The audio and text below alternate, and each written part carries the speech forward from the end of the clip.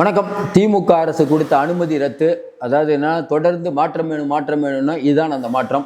அந்த திட்டம் எது?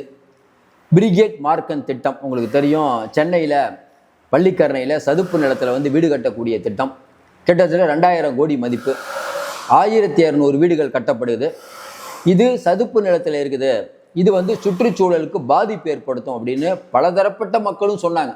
இல்லை நாங்கள் கட்டியே தீர்வோம் சொல்கிறது மட்டும் இல்லாமல் அவர்களுக்கு அனுமதி கொடுத்தது கடந்த திமுக அரசு. அந்த அனுமதியை கொடுத்தது யார் அப்படின்னா, அப்போ சுற்றுச்சூழல் மற்றும் வனத்துறையில் இருக்கக்கூடிய செயலாளர் சுப்ரியா சூலோ. இவங்க யார் அப்படின்னா, முருகானந்த மையை இருந்தார்ல, முன்னாள் கலைஞர் ஸ்டாலினுக்கு கண்ணும் காதுமாக இருந்தார் தலைமைச் செயலாளர். அவங்களுடைய மனைவி தான். இவங்க வேற எந்த டிபார்ட்மெண்ட்டுக்கும் மாற மாட்டாங்க. இதே டிபார்ட்மெண்ட்ல தொடர்ந்து இருப்பாங்க. ஏன்னா அவங்க இந்த வனத்துறை பாதுகாவலர்னு அவங்க போஸ்ட்லாம் போட்டுட்டு இருப்பாங்க. அது அவர்களுடைய தனிப்பட்ட விருப்பம். ஆனால் பிரிகேட் அப்படிங்கிற நிறுவனத்துக்கு இந்த இடத்துல தான் வீடு கட்டணும் அப்படிங்கிறதுல என்ன உள்நோக்கம்? சதுப்பு நிலம்ங்கிறது ஊருக்கே தெரியும். இது சதுப்பு நிலம் இல்லை அப்படின்னு இன்னைக்கு தமிழக அரசு உச்சநீதிமன்றத்தில் வாதிடுது. சதுப்பு நிலம் இங்கே இருக்குதுங்க, பக்கத்து இடம் அப்படின்னு சொல்றாங்க. அதுவும் இல்லாமல் உச்சநீதிமன்றத்தில் போய் 2000 கோடி திட்டம், 1200 பேர் பணம் கட்டியிருக்காங்க, இதற்காகவாது இந்த திட்டம் தொடரணும் அப்படின்னு தமிழக அரசு சொன்னது. எவ்வளவு மோசமான ஒரு முதலமைச்சராக ஸ்டாலின் இருந்தாருங்கிறதுக்கு இந்த சம்பவம் ஒரு உதாரணம். மண் மொழி மானம் காக்கன்னு திமுக சொல்லும். இவர்கள் மண்ணையும் காக்கவில்லை, மானத்தையும் காக்கவில்லை, மொழியும் காக்கவில்லை அப்படிங்கிறது நம்ம எல்லாருக்கும் தெரியும். கடந்த ஆட்சியில் பிரிகேட் நிறுவனத்துக்கு இன்னைக்கு நம்ம சேகர் பாபு ஏன் இவ்வளவு முட்டு கொடுக்குறாரு? அப்போ இன்னைக்கு இருக்கக்கூடிய சிஎம்டிஏ சேகர் பாபு துறையும் அந்த துறையும் சேர்ந்து கொண்டு என்னென்ன பண்ணினாங்கிறது ஒவ்வொன்றாக அப்பவே வெளிவந்து கொண்டு இருந்தது.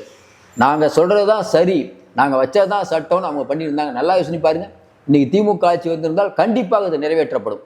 இவ்வளவு தூரம் நம்ம பரந்தூர்னு பேசிட்டு இருக்கோம். பரந்தூர்ல கட்டினீங்கன்னா சென்னை தண்ணி வந்துடும். இல்லை நாங்கள் அப்படித்தான் பண்ணுவோம்னு அதுக்கும் அந்த திட்டத்துக்கும் ஒப்புதல் கொடுத்தாங்க.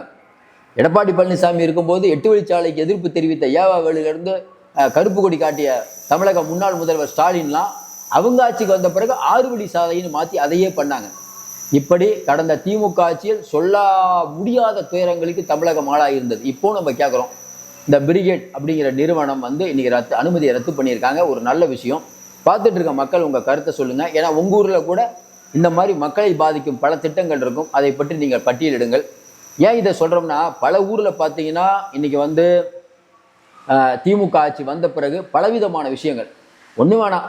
இன்னைக்கு ஹைட்ரோ கார்பன் திட்டம் தமிழ்நாட்டுக்கு வருது. அதுக்கு இன்னைக்கு இருக்கக்கூடிய சிஎம் என்ன பண்ண போறாருன்னு சொல்றோம். இதே போல ஹைட்ரோ கார்பன் திட்டம் முதல்ல வரும்போது டிஆர் பாலு கையெழுத்து போட்டாரா இல்லையா? நிறைய சொல்லலாம். இந்த மதுரையில் அரிக்காப்பட்டிங்கிற ஊர்ல டங்ஸ்டனை ஒப்புதல் முதல்ல ஓகேன்னு சொன்னது தமிழ்நாடு அரசு. பின்னாடி மக்கள் எதிர்ப்பு வந்தோன்னே இல்லை அதை தடுக்க நான் தான் போறேன்னாரு ஸ்டாலின். இப்பவும் சொல்றோம், கடந்த காலங்களில் பிரிகேட்ல என்ன நடந்ததுங்கிறது நாட்டு மக்களுக்கு தெரியாமல. பார்த்துட்டு இருக்க மக்கள் உங்களுக்கு தெரியாமையா இருக்கு? நான் விரிவாக என்னால் பேச முடியும். நிறையா நம்ம இதை பற்றி பேசிட்டோம். அப்போ இந்த பிரிகேட் அப்படிங்கிற கட்டுமான நிறுவனம் ஒருவேளை திமுக ஆட்சி வந்திருந்தா கண்டிப்பாக அங்கே இடம் கட்டியிருப்பாங்க. அங்கே மட்டும் கட்டியிருக்க மாட்டாங்க. இன்னும் இது போல, ஏன்னா ஒன்ஸ் ஒரு இடத்துல கட்டிட்டாங்கன்னா நமக்கு என்ன, இனிமேல் அரசாங்க நிலத்தில் கூட கட்டலாம் அப்படிங்கிற தைரியம் அவர்களுக்கு வந்திருக்கும். அது தடுக்கப்பட்டிருக்கிறது. தொடர்ந்து இந்த ஆட்சி இன்னைக்கு சொல்கிற மாதிரி இன்னைக்கு சட்டசபையில் சொல்லியிருக்காங்க.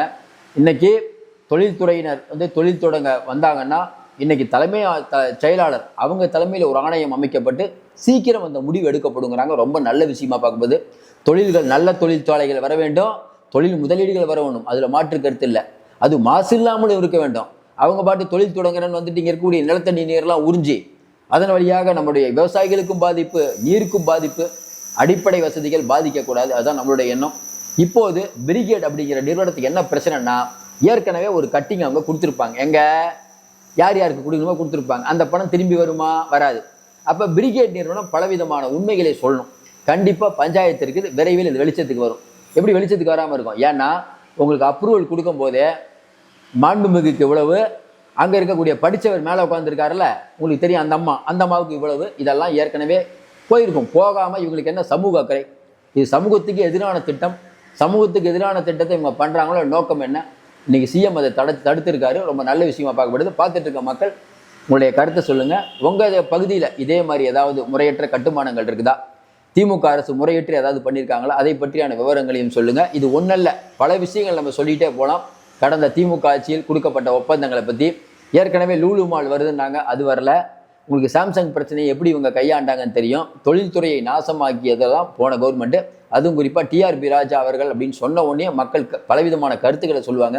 டிஆர்பி ராஜா தோப்பாரு நம்ம தான் சொன்னோம். தோத்து வீட்டில் உட்கார்ந்து விட்டாலும் இன்னும் அவர்கள் அடங்க மாட்டேங்கிறார்கள். விரைவில் அவர்கள் அடக்கப்படுவார்கள் மக்களால் தான் சொல்கிறோம். தொடர்ந்து ஆதரவு கொடுங்கள். மீண்டும் சந்திப்போம். நன்றி, வணக்கம்.